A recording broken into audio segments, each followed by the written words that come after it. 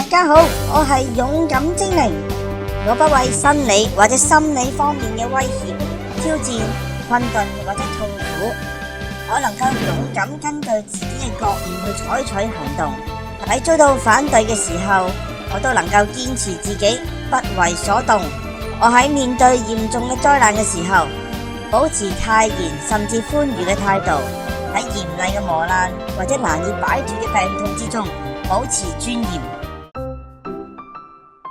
同學升上更高嘅學習階段啊，佢哋係咪勇於接受更高階嘅知識呢？